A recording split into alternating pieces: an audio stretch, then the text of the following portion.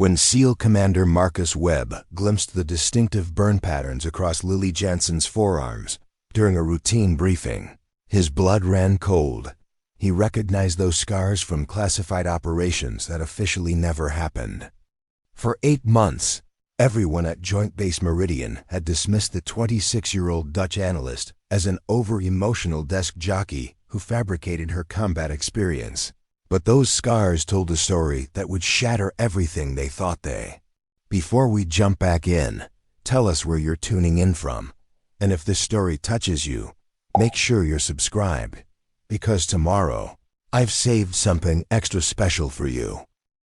Knew about the quiet woman who filed their intelligence reports.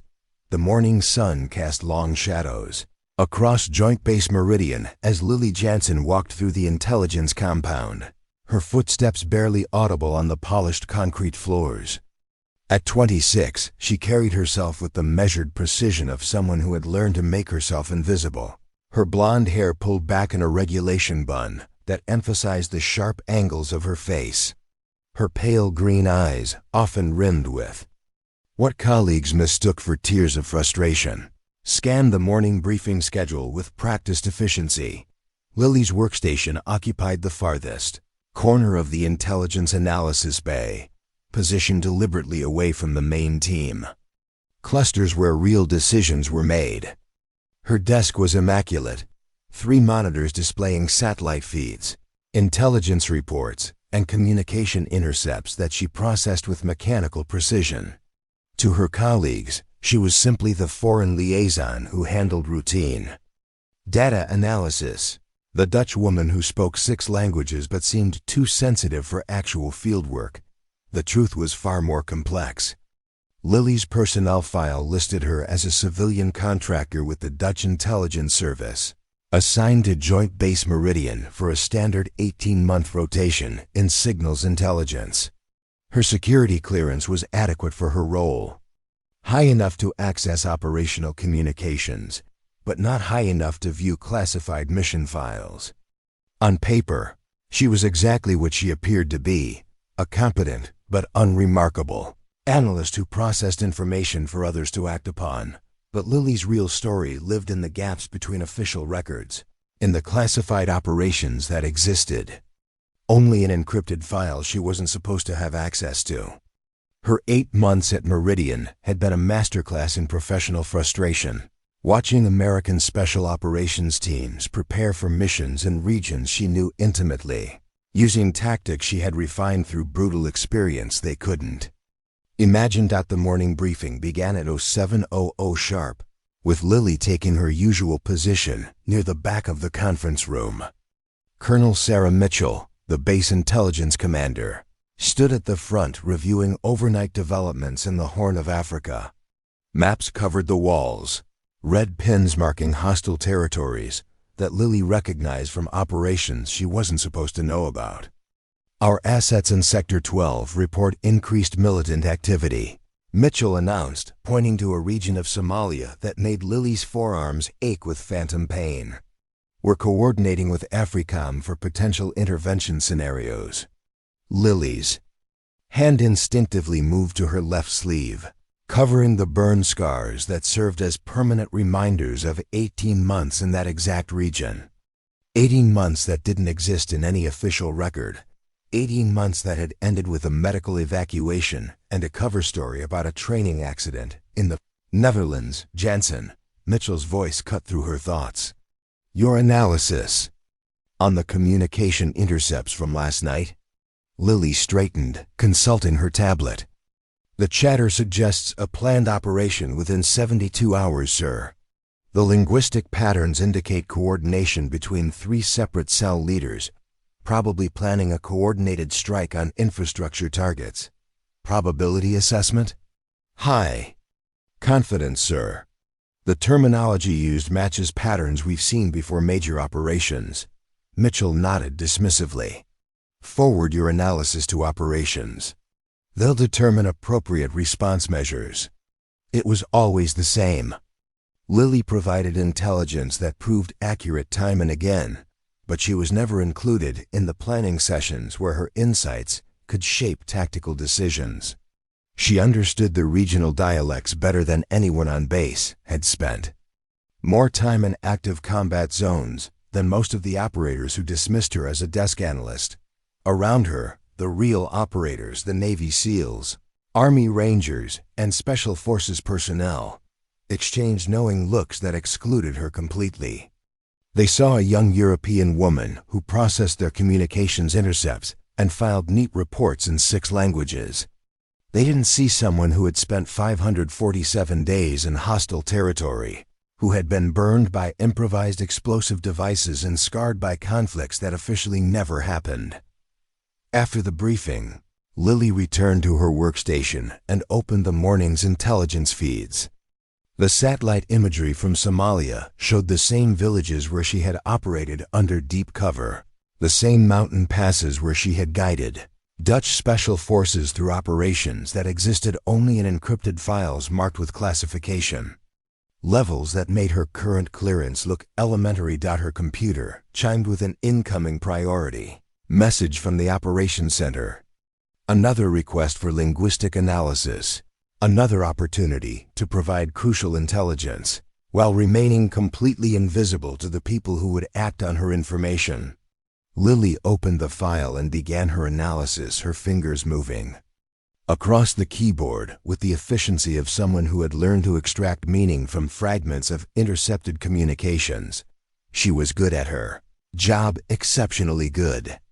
Her reports consistently provided actionable intelligence that led to successful operations.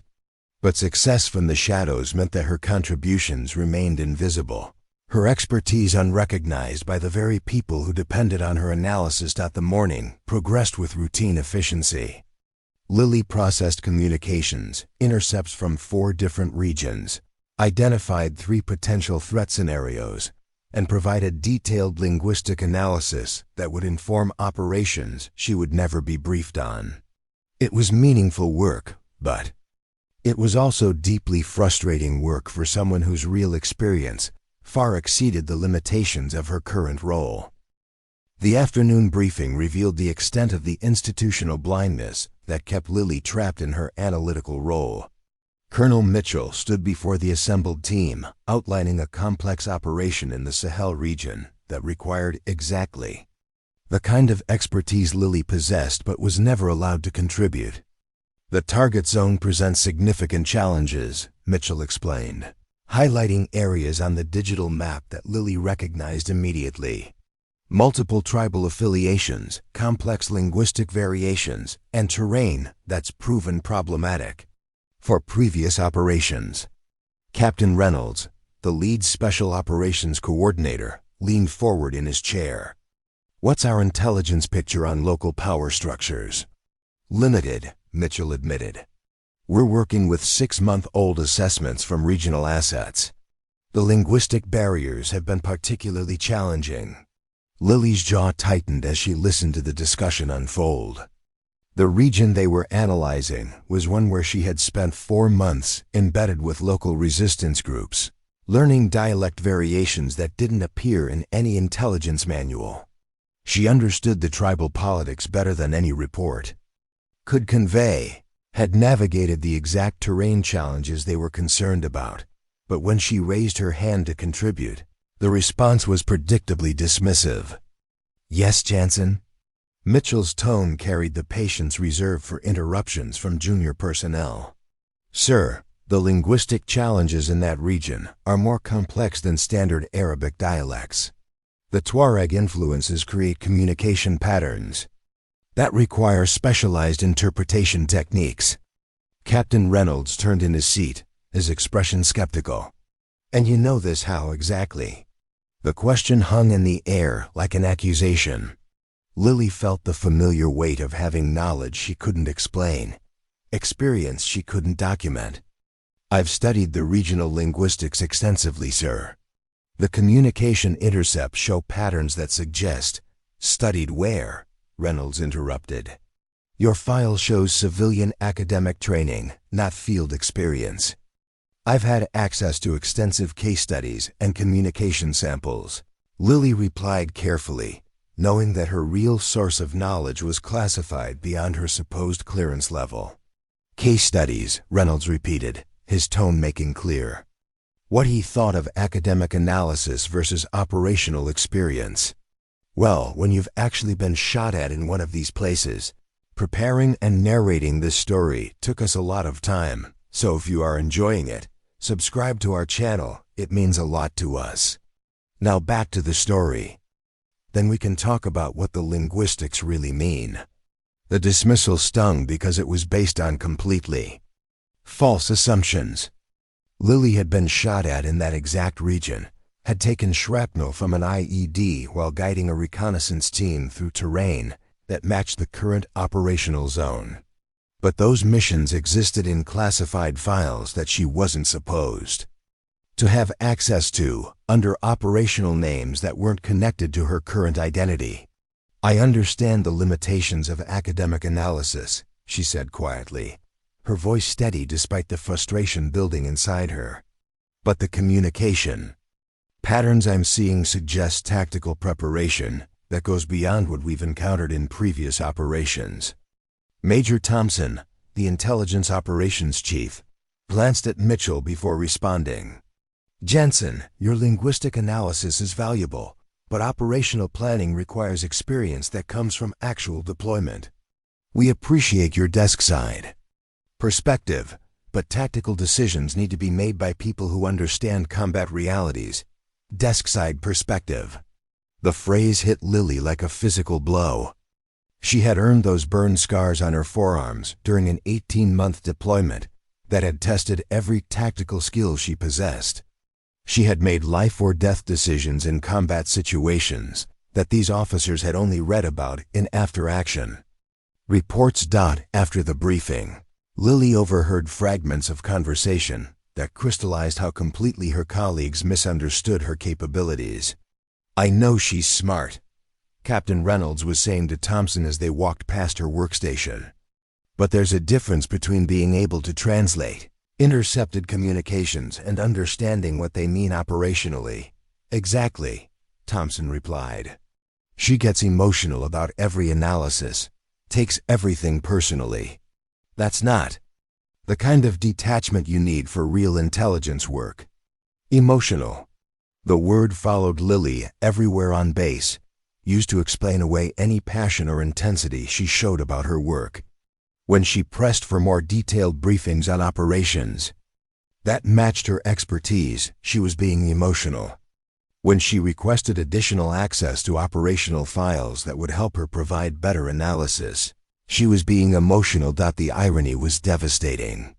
Her emotional investment in the work came from having seen the consequences of inadequate intelligence firsthand.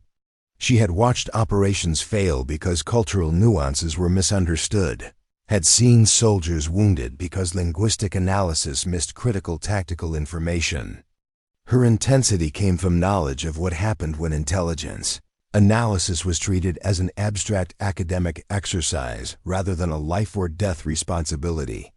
But at Joint Base Meridian, her passion for accurate intelligence was interpreted as professional immaturity. Her depth of knowledge was dismissed as academic theory. Her insights were valued only when they could be filtered through male officers who reframed her analysis in terms that sounded more authoritative. The institutional culture of the base reinforced these limitations at every level. During operational planning sessions, Lily was included only when her specific linguistic skills were needed. During tactical briefings, she was excluded because her role was deemed too peripheral. During after-action reviews, her contributions were summarized by others who often missed the subtleties that made her analysis valuable. The most frustrating aspect was watching operations proceed with intelligence gaps that she could have filled if anyone had been willing to listen to her input seriously. She saw communication intercepts that revealed tactical preparations her colleagues missed, identified threat patterns that weren't being addressed, recognized regional political dynamics that could affect mission success. But pointing out these gaps only reinforced her reputation as someone who overstepped her assigned responsibilities. Her supervisors wanted her to process the information they gave her and provide the specific analysis they requested. They didn't want her to identify problems with their operational assumptions or suggest alternative approaches based on experience they didn't know she possessed. Colonel Mitchell had made this clear during Lily's last performance review. "You're technically proficient, Janssen, but you need to focus on your assigned duties rather than trying to expand your role. Intelligence analysis requires objectivity, not emotional investment." Lily had nodded and accepted the feedback, knowing that explaining her real qualifications would only create more problems. Her classified service record existed in files that weren't connected to her current identity, protected by operational security requirements. That made her true experience invisible to the very people who could benefit from it most. So she continued to file her reports, provide her linguistic analysis, and watch as operations proceeded without the depth of intelligence insight she could have provided. She remained invisible, her expertise dismissed as academic theory, her passion interpreted as emotional instability. The system that was supposed to protect classified operations had become the same system that prevented her from contributing her real knowledge to mission success. What none of Lily's colleagues knew was that she spent her off-duty hours engaged in activities that went far beyond the scope of a typical intelligence analyst. While they assumed she was processing routine communications and filing standard reports, Lily was conducting her own comprehensive intelligence preparation that drew on skills and knowledge accumulated during 18 months of classified operations that officially never happened. Every evening after her official duties ended, Lily returned to her quarters and opened encrypted files on a hardened laptop that wasn't connected to base networks. The laptop contained terabytes of intelligence data she had accumulated during her classified deployment, tactical assessments, cultural analysis, linguistic patterns, and operational lessons learned from missions that existed only in the most restricted archives of Dutch intelligence services.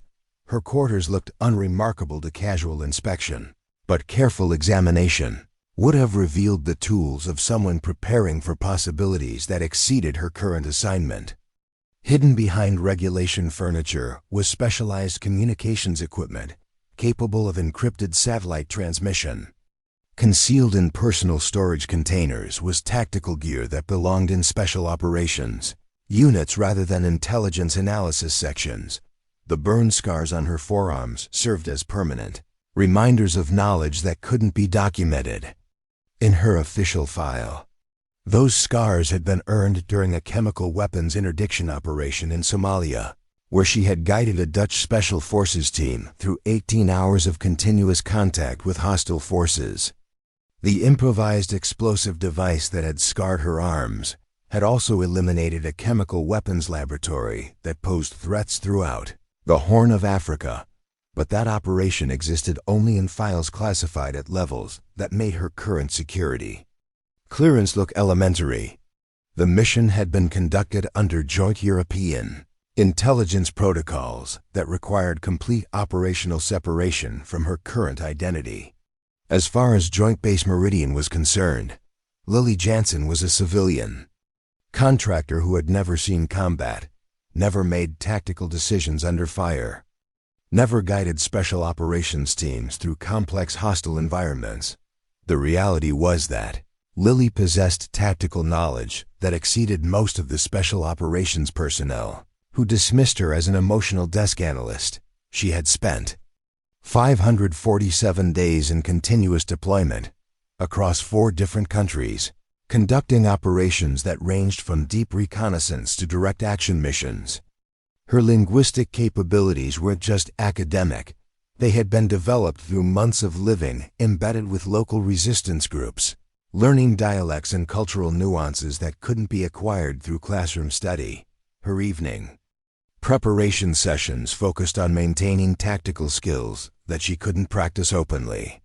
In her quarters, she conducted detailed tactical planning exercises using satellite imagery and intelligence reports from regions where she had operational experience. She analyzed current threat assessments against operational knowledge that her colleagues couldn't access, identifying gaps and potential solutions that she couldn't share through official channels. The most valuable aspect of her preparation was her ability to synthesize intelligence from multiple sources in ways that revealed patterns invisible to standard analysis procedures. Her experience conducting psychological operations had taught her to recognize deception techniques in intercepted communications. Her direct combat experience helped her identify tactical preparations that looked routine to analysts who had never operated in hostile environments. Lily had also maintained contact with elements of her former operational network through carefully concealed communication channels. Former teammates from classified deployments provided her with intelligence updates that weren't available through official channels. These communications were conducted with sophisticated encryption that made them invisible to base security monitoring, but they provided her with tactical intelligence that often preceded official reporting by weeks. The physical conditioning that she maintained was another aspect of her hidden preparation. While her colleagues saw her daily fitness routine as typical base maintenance, Lily was actually maintaining the combat readiness standards required for special operations deployment. Her morning runs included tactical movement exercises disguised as routine cardio training.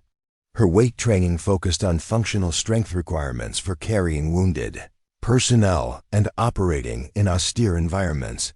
Most importantly, Lily had used her analytical position to conduct comprehensive intelligence preparation of areas where she suspected future operations might be required. Her access to communications intercepts and satellite imagery allowed her to identify developing threat patterns that weren't being addressed through official planning channels. She had prepared detailed tactical assessments of 12 different regions, complete with landing zone surveys, threat analysis, and cultural intelligence that would be crucial for successful operations.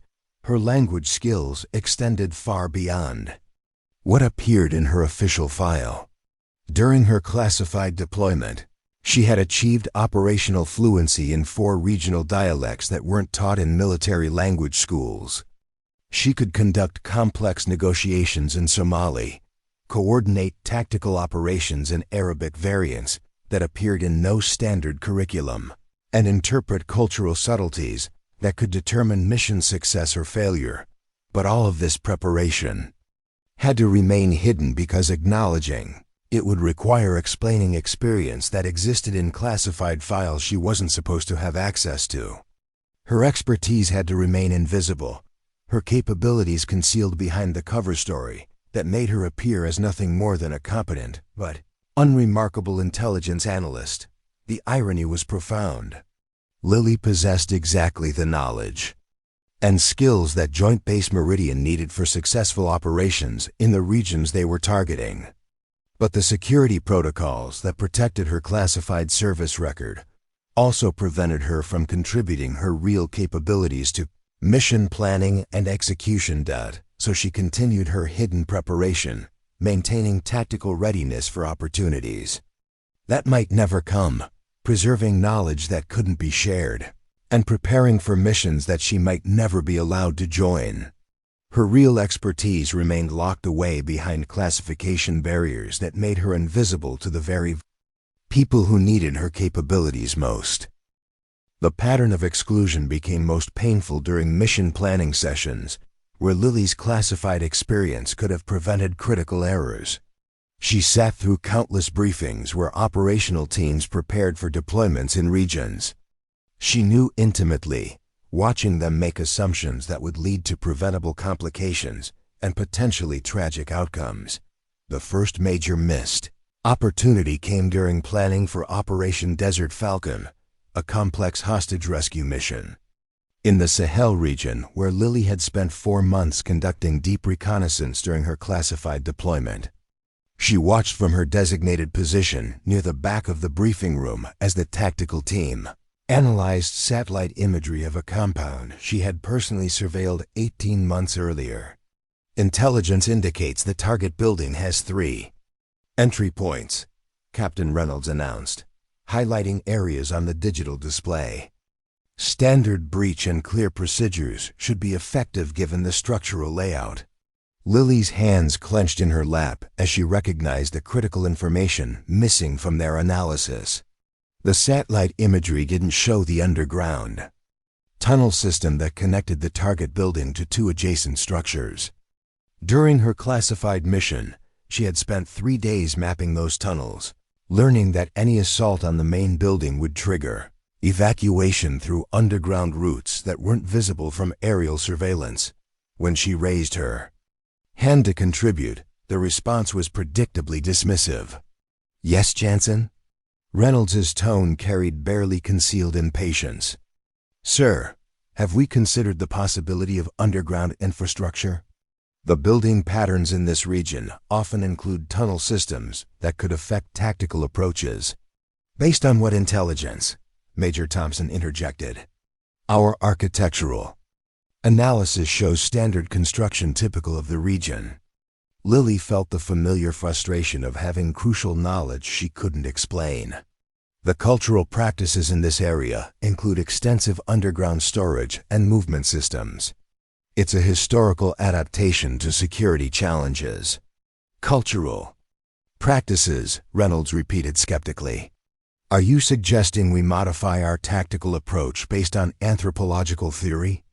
"I'm suggesting that underground routes could provide escape options that aren't visible in our current intelligence picture," Lily replied carefully. The planning session continued without incorporating her concerns. Operation Desert Falcon launched 3 weeks later and achieved tactical success, but the after-action reports noted unexpected delays caused by targets escaping through underground routes that hadn't been identified during mission planning. 3 additional operations were required to neutralize threats that could have been eliminated during the initial assault if the tunnel system had been properly mapped. Lily read the classified after-action report with a mixture of vindication and frustration. Her concerns had been proven correct, but acknowledging that would require explaining how she knew about infrastructure that wasn't visible in official intelligence assessments. The second significant missed opportunity occurred during cultural intelligence preparation for operations in Afghanistan. Lily had spent 6 months embedded with tribal groups in the exact region where Joint Base Meridian was planning a hearts and minds operation designed to build local cooperation against Taliban infiltration. During the cultural briefing, she listened as the intelligence team outlined approaches that violated fundamental social protocols she had learned through direct experience. Their plan called for mixed-gender teams to conduct village meetings, an approach that would immediately undermine credibility with traditional tribal leaders. "Sir," Lily interjected during the briefing, "the tribal structure in this region requires gender-separated community engagement. Mixed teams could be interpreted as disrespectful and counterproductive." Lieutenant Colonel Hayes, the cultural intelligence specialist, turned toward her with obvious irritation. "Janssen, our cultural intelligence comes from regional experts with decades of experience. Are you suggesting that your desk analysis is more reliable than field-tested approaches?" "I'm suggesting that specific tribal groups have protocols that might differ from general regional patterns," Lily replied, knowing she couldn't explain that her knowledge came from 6 months of living with those exact tribal groups. "Noted," Hayes replied dismissively. "But operational doctrine takes precedence over theoretical cultural variations." The Hearts and Minds operation proceeded according to plan and failed completely. The mixed-gender teams were refused access to village leadership. Their attempts at community engagement were interpreted as cultural insults, and tribal cooperation decreased rather than increased. 6 months of operational effort produced no meaningful intelligence gains and actually strengthened Taliban influence in the region. Lily's specific knowledge of tribal protocols could have prevented the failure, but her insights were dismissed as theoretical analysis from someone without field experience. The irony was devastating. She possessed exactly the cultural knowledge that the operation required, but couldn't share it without revealing classified experience that officially didn't exist. The most painful missed opportunity involved linguistic analysis that could have prevented a blue-on-blue incident. Lily identified communication patterns in intercepted transmissions that indicated friendly forces operating in a region where an airstrike was being planned. The dialect variations were subtle, but they clearly indicated Dutch special forces conducting a classified operation that wasn't being coordinated with American forces. Her attempts to halt the operation were dismissed as overinterpretation of routine communications. The airstrike proceeded as planned and resulted in 3 Dutch casualties who were evacuated under cover stories that concealed the coordination failure.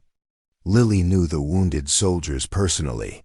They had been part of her team during classified operations that Joint Base Meridian wasn't aware of, but raising that connection would have required explaining relationships that existed in classified files beyond her supposed access level.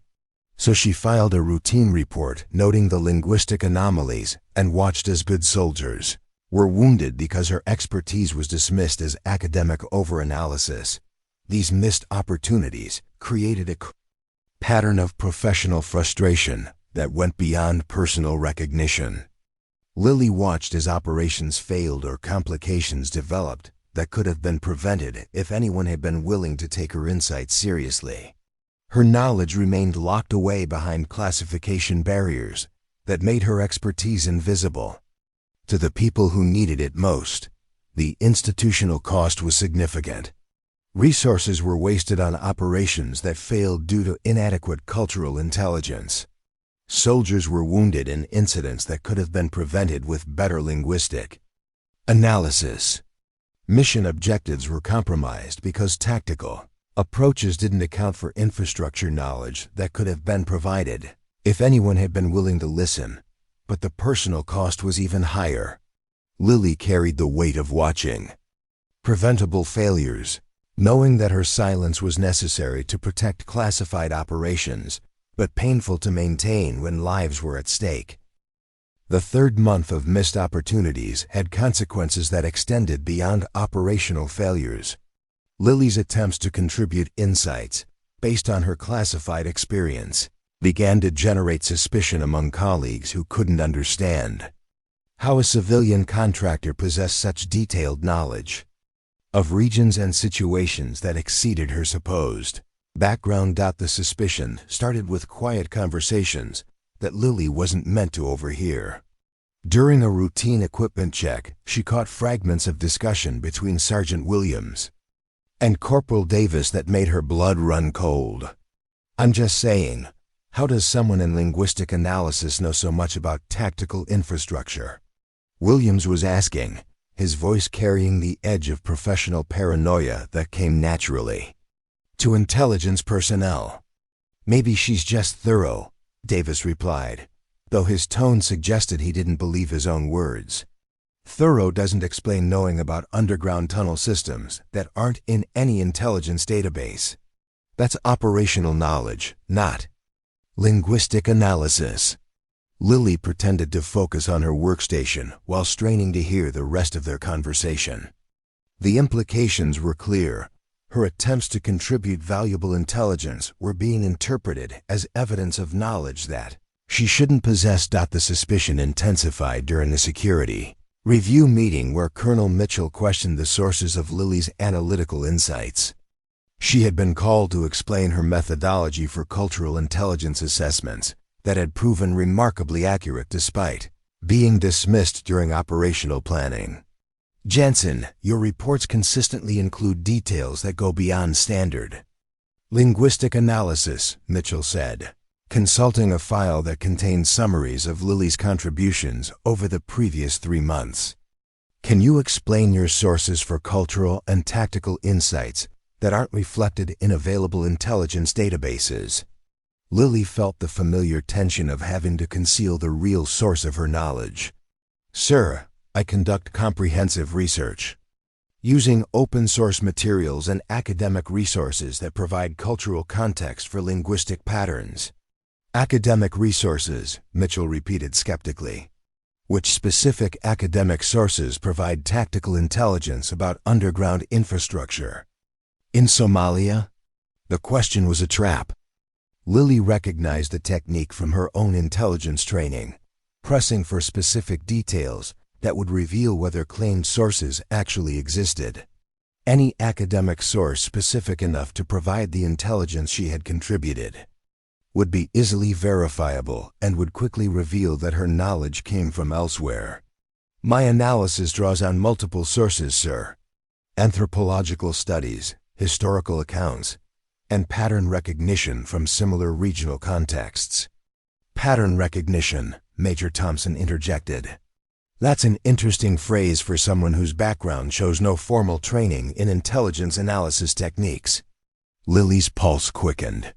Her personnel file showed academic credentials in linguistics and cultural studies, but not the extensive intelligence training she had received during her classified deployment.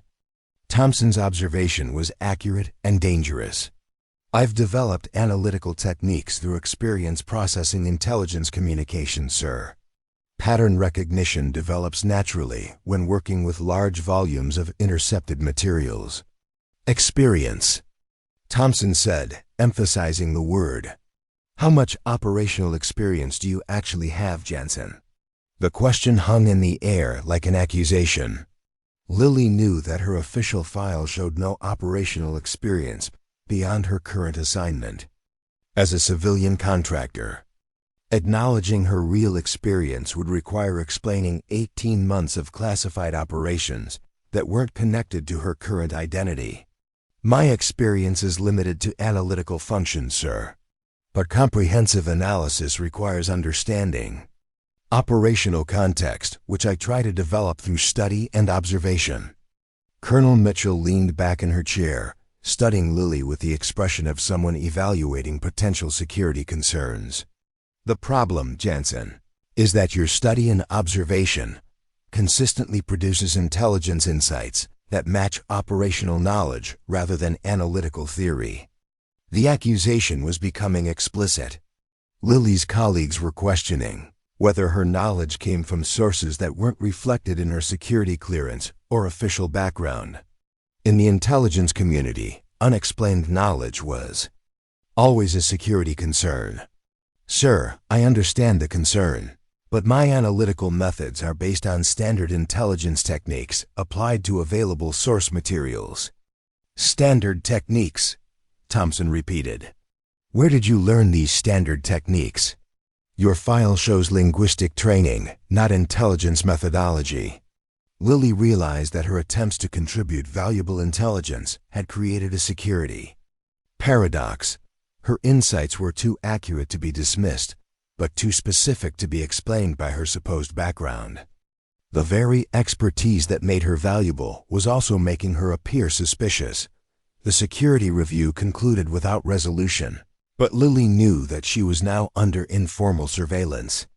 Her computer access would be monitored more closely. Her communications would be subject to additional scrutiny. Her movements on base would be observed with new attention to patterns that might reveal unauthorized activities. The irony was devastating. The classification system that protected her real service record was also preventing her from defending herself against suspicions that arose from her attempt to contribute that classified experience to current operations. She couldn't explain the source of her knowledge without violating security protocols that were more restrictive than the clearance level of the people questioning her. Over the following weeks, the skepticism spread through the intelligence section like a virus. Colleagues who had previously accepted her analytical contributions began questioning her methodologies.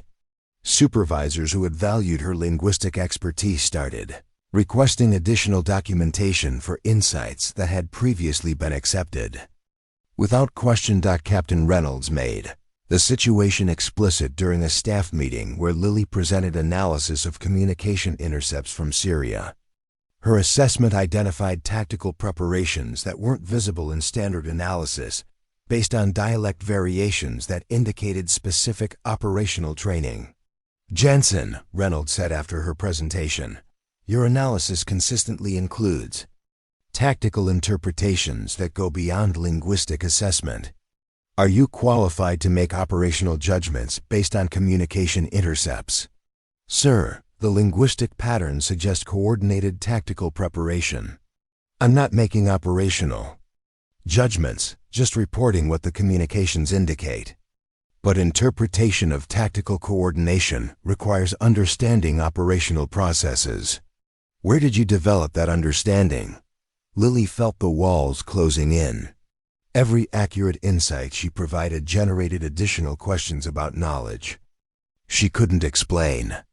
Her expertise was becoming evidence of potential security violations rather than valuable intelligence contributions. My understanding comes from studying previous intelligence reports and observing patterns in operational communications over time, she replied carefully. Studying previous reports, Reynolds said. Which reports? Can you provide documentation of your research methodology? The request was reasonable from a security perspective, but impossible to fulfill honestly. Lily's real research methodology involved applying operational experience from classified missions to current intelligence challenges. Documenting that methodology would require acknowledging experience that officially didn't exist. I can provide a bibliography of source materials, sir, she offered, knowing that any bibliography she produced would fail to explain the depth and specificity of her operational insights. The meeting ended with a request for comprehensive documentation of her analytical methods and source materials. Lily knew that any documentation she provided would only deepen the questions about her background and the source of her expertise. She was trapped between classification protocols that prevented her from explaining her real qualifications and security concerns that made her unexplained expertise appear suspicious. The very knowledge that made her valuable was also making her appear dangerous. The confrontation Lily had been dreading arrived on a humid Tuesday morning when Colonel Mitchell summoned her to the base commander's office for what was formally termed a comprehensive security review. As she walked across the base in the bright sunshine, Lily knew that this meeting would determine whether she could continue serving at Joint Base Meridian or would be removed as a potential security risk. The office she entered contained more authority than she had faced since her classified debriefing in Amsterdam 18 months earlier. Colonel Mitchell sat behind the large oak desk, flanked by Lieutenant Colonel Hayes from base security and a civilian she didn't recognize who wore the subtle confidence of someone from the intelligence community's oversight apparatus. Specialist Janssen, Mitchell began, using the formal address that indicated the serious nature of the proceeding. This is Mr. Carson from the Defense Security Service. We're here to address concerns that have been raised about the scope and sources of your analytical work. Carson opened a thick file that Lily assumed contained detailed analysis of her communications, computer access logs, and probably surveillance reports from the past several weeks. His expression was professionally neutral, but his eyes carried the sharp assessment of someone trained to identify security violations. Ms. Janssen, Carson said, his voice carrying the authority of someone who had conducted thousands of security interviews, your analytical contributions at this facility have been remarkably accurate, but they consistently exceed what should be possible given your background and security clearance.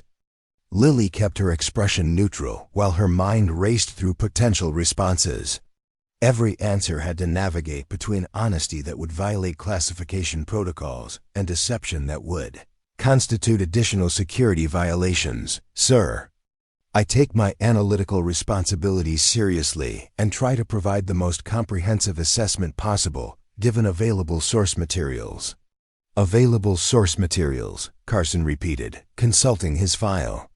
Can you explain how available source materials enabled you to accurately predict tactical infrastructure that wasn't visible in satellite imagery or documented in intelligence databases?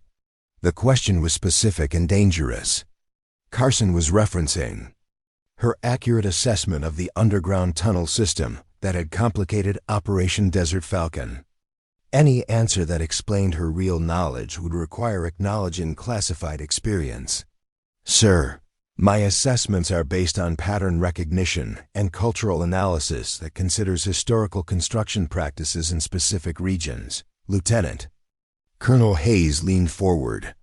Ms. Janssen, historical construction practices don't explain tactical knowledge that proved accurate in operational contexts. Your insight suggests familiarity with actual infrastructure, not theoretical possibilities. Lily realized that they had conducted comprehensive analysis of her contributions and compared them to operational outcomes. Her accuracy rate was too high to be explained by the analytical methods available to someone with her supposed background. Pattern recognition can produce accurate assessments when applied systematically to large data sets, she replied, knowing that the explanation was inadequate, but hoping to avoid more specific questions. Carson closed the file and studied her. Directly, Ms. Janssen, let me be clear about our concerns. Your analytical work suggests operational knowledge that isn't reflected in your security clearance or documented background. In the intelligence community, unexplained operational knowledge represents a potential security violation. The accusation was now explicit. They suspected that she had access to information sources that weren't authorized by her current clearance level. The irony was that they were completely correct. She did have access to classified information that exceeded her supposed authorization. Sir, I understand the concern, but my analytical methods are based solely on materials and techniques authorized by my current clearance level. Then explain, Hayes interjected, how those authorized materials enabled you to identify Dutch Special Forces communications before a planned airstrike. That level of linguistic analysis requires familiarity with operational terminology that isn't available in standard reference materials. Lily's heart stopped. They knew about her intervention that had prevented the blue-on-blue incident. Her accurate identification of Dutch Special Forces had saved lives, but it had also revealed knowledge that she couldn't possess without prior operational experience with those exact units. Sir, the linguistic patterns were distinctive enough to suggest specialized military communications, which warranted further analysis before proceeding with planned operations. Distinctive how? Carson pressed. Can you explain the specific linguistic markers that identified Dutch Special Forces rather than other military units? The question was a trap designed to reveal the depth of her knowledge. Any specific answer would demonstrate familiarity with operational communication, protocols that weren't available to civilian linguistic analysts. The dialect variations and terminology suggested specialized training that differed from standard military communications. She replied carefully. Colonel Mitchell intervened with the directness that Lily had been dreading. Janssen, we've reviewed your contributions over the past 8 months. Your accuracy rate for tactical and cultural assessments is 94%. That level of accuracy is impossible without operational experience in the regions you're analyzing. The statistics were damning. Lily knew that her accuracy rate was high, but she hadn't realized that they had been tracking her performance so systematically. A 94% accuracy rate for someone with her supposed background was statistically impossible. Sir, comprehensive analysis and careful methodology can produce reliable assessments when applied consistently. Carson reopened his file and extracted a single sheet of paper. Ms. Janssen, this is your official personnel record. It shows academic training in linguistics and cultural studies, but no operational experience, no tactical training, and no access to the classified materials that would enable the level of insight you've consistently demonstrated. He slid the paper across the desk toward her. Either your personnel record is incomplete, or you have access to information sources that aren't authorized by your current position. Both possibilities represent security concerns that require resolution. Lily stared at the personnel record that told only part of her story. The document was accurate as far as it went, but it omitted 18 months of classified operations that had provided her with exactly the knowledge and experience that made her analytical contributions so valuable. Sir, my personnel record accurately reflects my documented background. My analytical capabilities have developed through experience processing intelligence materials in my current assignment. Experience processing materials, Hayes said skeptically. Ms. Janssen, processing intercepted communications doesn't provide tactical knowledge about infrastructure layout or cultural practices that require direct operational experience. The walls were closing in. Every response she provided was being evaluated against the impossibility of her supposed background producing her demonstrated capabilities. They knew she possessed knowledge that she couldn't officially have, but they couldn't prove how she had acquired it. Colonel Mitchell delivered the ultimatum that Lily had been expecting. Janssen, you have two options. Either provide complete documentation of your information sources and analytical methodology, or accept reassignment to a position that doesn't require security clearance. The choice was between violating classification protocols that protected operations involving dozens of personnel, or accepting professional exile that would end her ability to contribute her expertise to missions where lives depended on accurate intelligence. Sir, I need time to consider my options and consult with my superiors about what documentation I can provide within security protocols.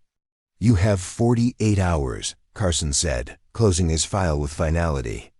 Either we resolve these questions about your background and capabilities, or we resolve them by removing you from access to classified materials entirely. As Lily left the office, she knew that her time at Joint Base Meridian was ending. The classification system that protected her real service record had made her expertise appear suspicious rather than valuable. She could either reveal classified information to defend herself, or accept exile from the intelligence community. She had served with distinction in operations that officially never happened. The sunny weather outside felt surreal against the darkness of her professional situation. In 48 hours, she would have to choose between betraying classified operations or accepting the end of her intelligence career. At 3 hours on Thursday morning, emergency klaxons shattered the pre-dawn quiet of Joint Base Meridian. Lily jolted awake in her quarters, instantly alert from years of training that had conditioned her to respond to crisis signals. The urgent tone pattern indicated a developing situation requiring immediate response from all available intelligence personnel. She dressed quickly in regulation uniform and hurried toward the command center, where she found controlled chaos. Banks of monitors displayed satellite feeds from multiple locations. Communication specialists worked frantically at encrypted terminals, and senior officers clustered around tactical displays, showing a situation that was rapidly deteriorating. Colonel Mitchell stood at the center of the activity, coordinating responses to what appeared to be a complex multi-location crisis. As Lily approached her assigned workstation, she caught fragments of radio traffic that made her blood run cold. Falcon team is pinned down in Sector 7. Heavy casualties. Need immediate extraction. Phoenix Squadron reports enemy contact. At 3 separate locations, coordinated attack pattern. Medical evacuation required. Multiple wounded. Hostile forces blocking extraction routes. Lily's workstation came alive with priority communications intercepts from the Horn of Africa, the same region where she had spent months conducting classified operations that had left permanent scars on her forearms. The intercepted transmissions were in dialect she recognized immediately, using tactical terminology that revealed the scope of what was unfolding. Major Thompson approached her station with urgent tasking orders. Janssen, we need immediate linguistic analysis of these intercepts. Priority Alpha classification. Lily pulled up the communications files and felt her heart stop. The intercepted transmissions were from the same militant network she had infiltrated during her classified deployment. using code phrases and tactical coordination methods that she had helped develop intelligence on 18 months earlier. But according to official records, that network had been eliminated. "Sir," she said, her voice steady despite the recognition flooding through her, "these communications indicate a coordinated operation involving at least 4 separate cells. The terminology suggests advanced tactical preparation. How advanced?" Thompson demanded, his usual dismissiveness replaced by urgent focus. "Advanced enough to suggest that this wasn't a spontaneous engagement. They were prepared for our operational patterns and have planned countermeasures for standard extraction procedures." Around the command center, the situation continued to deteriorate. The satellite feeds showed American forces in 3 different locations facing coordinated attacks that demonstrated sophisticated understanding of U.S. tactical doctrine. Extraction helicopters were being engaged by anti-aircraft systems that had been pre-positioned to cover likely approach routes. Captain Reynolds appeared at her workstation, his expression grim. "Janssen, what else can you tell us about their communications patterns?" Lily analyzed the incoming intercepts while her mind raced through implications that she couldn't share. The tactical coordination she was observing matched intelligence she had helped develop during classified operations, but those operations were supposed to have eliminated this network's leadership structure. "Sir, the communication discipline suggests command structure that survived previous operations. They're using modified protocols that indicate adaptation to our intelligence gathering methods." "Modified how?" Colonel Mitchell demanded, approaching Lily's station as the crisis deepened. Lily felt the familiar tension of having crucial knowledge she couldn't explain. The modifications she was observing were direct responses to intelligence techniques she had used during her classified deployment. The enemy had adapted to methods that officially didn't exist. They're avoiding communication patterns that would be vulnerable to standard interception techniques. The linguistic variations suggest training in counterintelligence methods.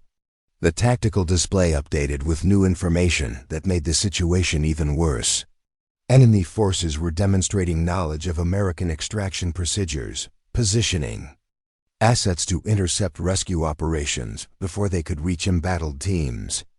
"This is impossible," Reynolds muttered, studying the tactical intelligence. "They're predicting our responses before we make them." Lily stared at the display and realized the horrible truth. The militant network was using intelligence they had captured during her classified deployment to predict and counter current American operations. Information she had helped develop was being used against the soldiers who needed rescue. "Sir," she said, her voice carrying new urgency, "I need to see the complete intelligence picture on this network's recent activities." "That intelligence is classified above your clearance level," Thompson replied automatically. "Sir, with respect, people are dying. If there's intelligence that could help predict their tactical patterns, clearance level shouldn't matter." "Colonel." Mitchell turned toward her with the expression of someone making calculations under extreme pressure. "Janssen, what makes you think you can analyze intelligence that trained tactical officers can't interpret?" The question hung in the air while around them, the crisis continued to worsen. Radio reports indicated that Falcon Team had lost communication entirely. Phoenix Squadron was requesting immediate reinforcement, and extraction operations were failing because enemy forces were anticipating every tactical move. Lily realized that this was the moment she had been dreading and preparing for since arriving at Joint Base Meridian. Lives were at stake, operations were failing, and she possessed knowledge that could make the difference between rescue and catastrophe. But using that knowledge would require acknowledging capabilities that existed in classified files she wasn't supposed to have access to. "Sir, I have reason to believe that this network has access to intelligence about our operational methods that they shouldn't possess. If I can analyze their tactical patterns against historical intelligence, I might be able to predict their counter moves." "Historical intelligence from where?" Mitchell demanded. from previous operations that targeted this same network. Lily replied carefully, knowing that she was approaching the line she couldn't cross without violating classification protocols. Command Center's main display updated with worse news. Satellite imagery showed enemy forces moving to positions that would cut off all extraction routes for the embattled American teams. Time was running out, and conventional tactical responses were proving inadequate against enemies who seemed to anticipate every move. Colonel Mitchell stared at the deteriorating situation, then made a decision that surprised everyone in the command center. "Janssen, I'm giving you temporary elevation to classified materials. Find me something we can use to save those teams." The authorization was irregular and probably violated multiple security protocols, but it was also recognition that desperate situations required desperate measures. Lily felt a mixture of relief and terror as she realized that she finally had official permission to access intelligence that might reveal connections to her classified service record. "Yes, sir," she replied, her fingers already moving across her workstation to access files that she had been locked out of for 8 months. As the classified intelligence populated her screens, Lily began to see the full scope of what they were facing. The militant network that was currently devastating American operations was indeed the same organization she had helped target during her classified deployment. But somehow they had not only survived the operations that were supposed to eliminate them, they had thrived. Worse, they were using tactical intelligence that could only have come from captured operations files from her classified mission. The enemy knew American procedures because they had access to the same intelligence that she had helped develop 18 months earlier. The crisis had become personal in ways that no one in the command center could understand. Lily was looking at the consequences of classified operations that had failed to achieve their objectives, and now American soldiers were paying the price for intelligence failures that were connected to missions that officially never happened. She had 45 minutes to find a way to save teams that were facing enemies who knew their tactical doctrine better than they knew it themselves. The clock was running, and conventional wisdom had already failed. It was time to prove that some knowledge was worth the risk of revealing. Lily stared at the classified intelligence flooding her workstation screens, while the crisis in the command center reached critical mass. Radio communications painted a picture of disaster unfolding across multiple locations. American Special Operations teams trapped by enemies who seemed to predict their every tactical decision. The classified files revealed the connection she had feared. The militant network currently devastating U.S. operations was indeed the same organization targeted during her 18-month classified deployment with Dutch intelligence. Operation Broken Chain, a joint European effort that was supposed to have eliminated the network's leadership and operational capabilities, but the intelligence she was reading told a different story. The operation had failed in ways that were never documented in official after-action reports. Key leadership had escaped, operational intelligence had been compromised, and the network had rebuilt itself using captured information about Western tactical procedures, information that she had helped develop. "Janssen," Colonel Mitchell's voice cut through her analysis. "What do you see in those files?" Lily felt the weight of decision settling on her shoulders. The intelligence picture was clear, but explaining what she understood would require revealing knowledge that existed in classified files connected to operations that officially never happened. She could provide the insight that might save the embattled teams, but doing so would expose classified sources and methods that protected ongoing operations across multiple countries. "Sir, the network we're facing has detailed intelligence about our tactical procedures. They're using our own operational doctrine against us." "How detailed?" Major Thompson demanded, approaching her workstation with urgent intensity. Lily looked at the screens, displaying intelligence that told the story of classified failures spanning 18 months in multiple countries. The enemy possessed extraction procedures, communication protocols, and tactical responses that should have been secure. They were using American operational knowledge to predict and counter American operations. Detailed enough to anticipate extraction, routes, communication frequencies, and tactical responses, she replied. Knowing that her answer raised questions she couldn't answer without violating security protocols. Captain, Reynolds studied the tactical display where the situation continued to deteriorate. If they know our procedures, how do we modify our approach? That was the crucial question, and Lily realized that answering it would require drawing on experience from classified operations that had faced this exact enemy network under similar circumstances. She possessed tactical knowledge that could save lives, but using it would reveal capabilities that weren't supposed to exist in her. Background. The radio crackled with updates that made the choice more urgent. Falcon team reports 2 Kier, 4 wounded. Enemy forces moving to encircle position. Phoenix squadron requesting immediate extraction. Taking heavy fire from pre-positioned positions. Medical evacuation impossible. All approach routes compromised. Lily stared at the intelligence screens and made her decision. Lives were more important than classification protocols. Sir, I need to access tactical files from Operation Broken Chain.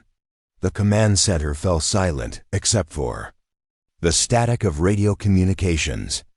Operation Broken Chain was classified at levels that exceeded everyone's clearance except Colonel Mitchell's, and Lily wasn't supposed to know that operation existed. How do you know about Broken Chain? Mitchell asked quietly, her voice carrying dangerous undertones. Lily met her gaze directly. Because I was part of it, sir. 18 months ago, operating under Dutch intelligence protocols that required operational separation from my current identity. The admission hung in the air like a detonation. Every person in the command center turned toward her workstation, their expressions ranging from shock to suspicion to dawning comprehension. You were part of a classified European operation? Thompson asked, his voice reflecting disbelief. Yes, sir. I spent 18 months embedded with local resistance groups, developing intelligence on the network that's currently engaging our teams. The operation was classified under Joint European protocols that required complete separation from U.S. intelligence systems. Colonel Mitchell studied her with new understanding. That's why your analytical accuracy has been so high. You weren't guessing about tactical patterns. You were remembering them. Yes, sir. And I know why our current operations are failing. The network captured operational intelligence during Broken Chain and has been using it to predict Western tactical responses ever since. Reynolds approached her station with urgent focus. What kind of operational intelligence? Lily pulled up files that she wasn't supposed to have access to, displaying information that explained the current crisis. Extraction procedures, communication protocols, tactical doctrine, and counterintelligence methods. Everything they need to predict and counter our operations. The tactical display updated with more bad news. Enemy forces were moving to positions. That would eliminate all escape routes for the American teams. Time was running out, and conventional tactical approaches were proving inadequate against enemies who knew them in advance. Can you predict their movements? Mitchell asked. Yes, sir.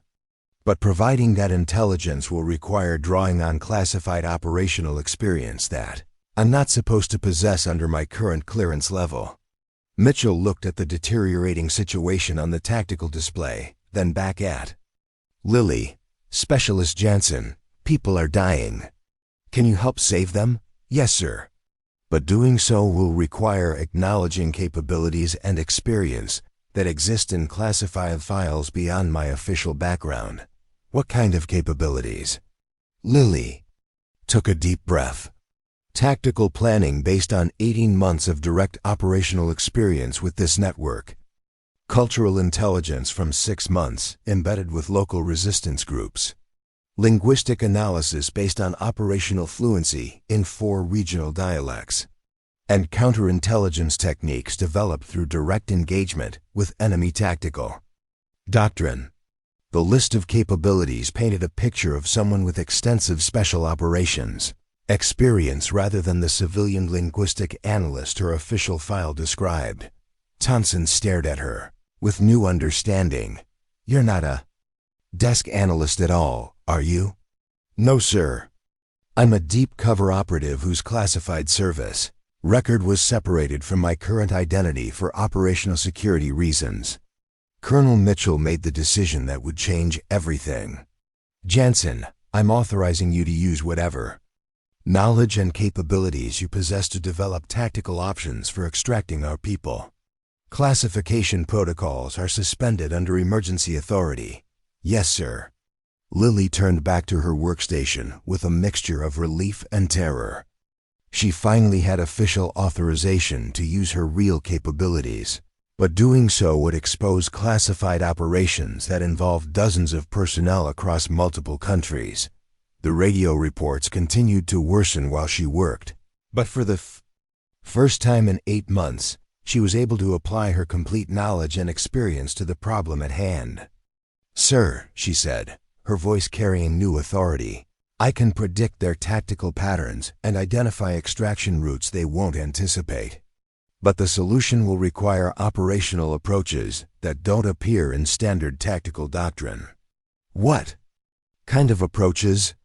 "The kind that I developed during 18 months of classified operations that officially never happened." Mitchell nodded grimly. "Do whatever it takes to bring our people home." Lily's fingers moved across the keyboard with the efficiency of someone who had been waiting 8 months for exactly this opportunity. She had knowledge that could save lives, and finally she had permission to use it.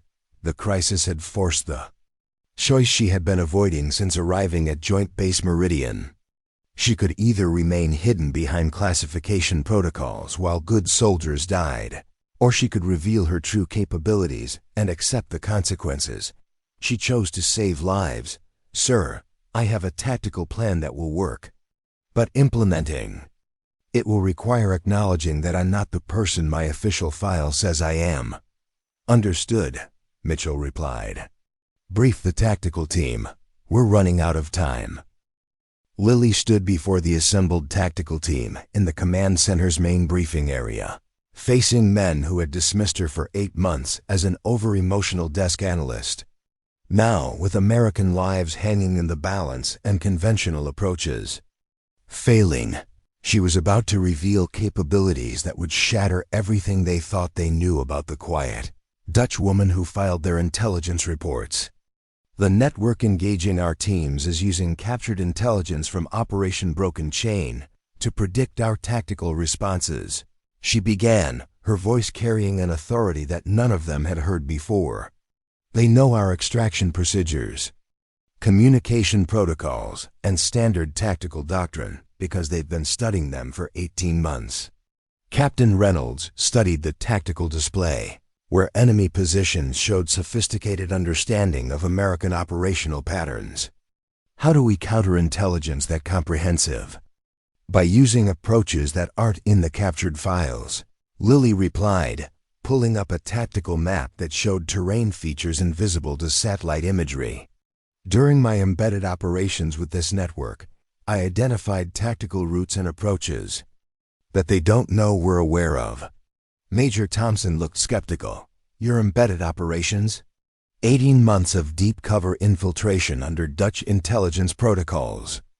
I lived with local resistance groups, mapped their territory, and developed intelligence on tactical patterns that weren't documented in the files they captured.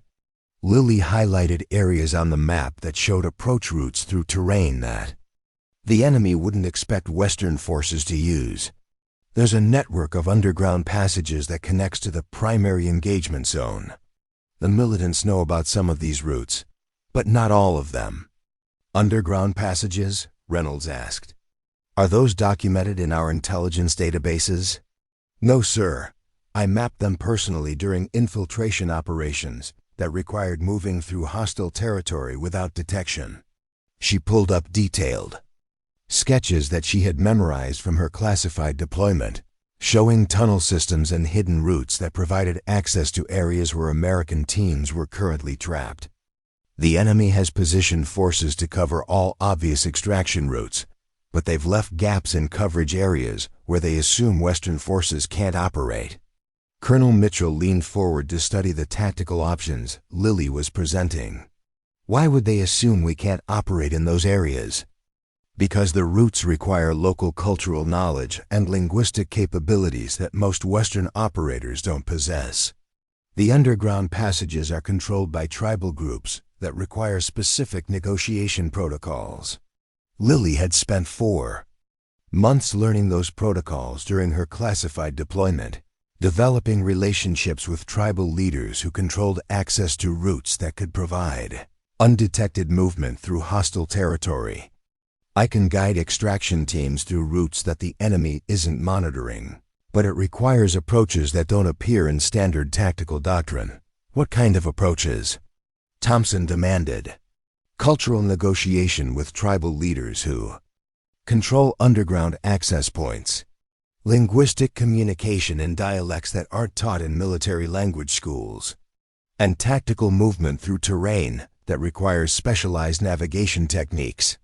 The capability she was describing painted a picture of someone with extensive special operations experience, rather than the academic background her official file reflected.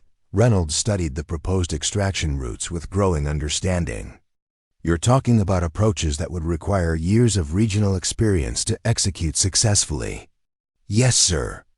Experience that I acquired during 18 months of classified operations that were separated from my current identity for operational security reasons. Lily pulled up communication intercepts that showed enemy tactical coordination, highlighting patterns that revealed gaps in their defensive positioning. The network is coordinating through communication nodes that I helped identify during infiltration operations. If we can disrupt their communication at specific points, we can create windows for extraction that they won't be able to coordinate. Responses to, how do we disrupt communications we can't locate? Mitchell asked. I know where the nodes are because I helped establish some of them during my infiltration. The enemy is using infrastructure that was originally developed for resistance. Operations against them. The irony was devastating. Intelligence that Lily had helped develop during classified anti-terrorist operations was being used by the same network to coordinate attacks against American forces. Sir, I can provide tactical intelligence that will enable successful extraction, but implementing it will require acknowledging capabilities that don't exist in my official background. Mitchell looked at the deteriorating situation on the tactical display, then made the decision that would authorize the most irregular operation. In Joint Base Meridian's history, Janssen, you're temporarily assigned as Tactical Intelligence Advisor for this operation. Whatever knowledge you possess, whatever capabilities you can contribute, you're authorized to use them. Yes, sir. I'll need direct communication with extraction teams and authorization to provide tactical guidance that may contradict standard operational procedures. Granted. Lily turned to the communication station and began coordinating with field teams using knowledge that she had been forced to conceal for 8 months. Falcon Team, this is base intelligence. I'm transmitting coordinates for an extraction route that's not visible in your current tactical picture. Base intelligence, Falcon Team, these coordinates show impassable terrain. Falcon Team, the terrain is passable through underground routes controlled by local tribal groups. I'm providing cultural protocols for negotiating access. The radio fell silent for a moment before the team leader responded. Base intelligence, how do you have protocols for tribal negotiation in this region? Falcon Team, I developed those protocols during previous operations in your area. Trust the guidance and follow the extraction route exactly as transmitted. Around the command center, staff officers watched in amazement as Lily coordinated tactical Operations using knowledge that exceeded anything in their intelligence databases. She was providing real-time tactical guidance based on operational experience that officially didn't exist. Phoenix Squadron, this is base intelligence. Enemy communications are being coordinated through nodes at the following locations. Disrupting. Those specific points will create a 15-minute window for extraction. Base intelligence. Those locations aren't identified in our intelligence picture. Phoenix Squadron, I mapped those locations during infiltration operations. Strike coordinates transmitting now. The tactical display updated as extraction operations began to succeed using approaches that violated every principle of standard. Operational doctrine. Teams were moving through routes that appeared impossible, negotiating with tribal groups using protocols that weren't in any manual, and disrupting enemy coordination using intelligence that wasn't available through official channels, but the operations were working. For the first time since the crisis began, American forces were gaining tactical advantage against enemies who had been predicting their every move. "Sir," Lily reported to Colonel Mitchell, "all teams are moving towards successful extraction using routes and methods that the enemy didn't anticipate. Because those routes don't exist in the intelligence they captured." "Exactly, sir. They're using our operational doctrine against us, but they don't know about capabilities that were developed through classified operations that aren't connected to current organizational structures." The unauthorized action was succeeding, but Lily knew that using her classified experience would have consequences that extended far beyond the current crisis. She had revealed capabilities that would require extensive explanation and had acknowledged experience that existed in files she wasn't supposed to have access to. But American soldiers were coming home alive because she had chosen to act rather than remain hidden behind classification protocols. The crisis was resolving, but her time as the invisible analyst was ending. 6 months later, Lily stood in the same briefing room where she had once been relegated to equipment manifests and dismissed suggestions, but everything had changed. The search and rescue patch on her shoulder had been replaced by insignia that reflected her new role as Senior Cultural Intelligence Advisor, and when she spoke, 3 different Special Operations Commands listened with the attention reserved for expertise that had been proven under the most demanding circumstances. The transformation hadn't been immediate or simple.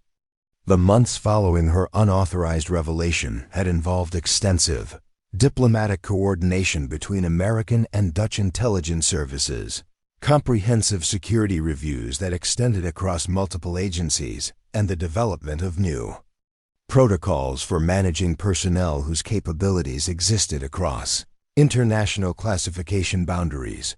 But the results spoke for themselves. The tactical intelligence she provided had enabled successful operations in regions where conventional approaches had failed. Cultural knowledge she possessed had prevented diplomatic incidents that could have compromised international cooperation. And linguistic capabilities she brought to analytical tasks had identified threats that standard intelligence gathering had missed. The target region presents cultural complexities that require specialized approach protocols, she told the assembled planning team, highlighting areas on the digital map where her embedded experience provided insights that weren't available through conventional intelligence sources. "What kind of protocols?" asked Captain Reynolds, who had transformed from skeptical dismissal to professional respect after watching her coordinate extraction operations that had saved his personnel.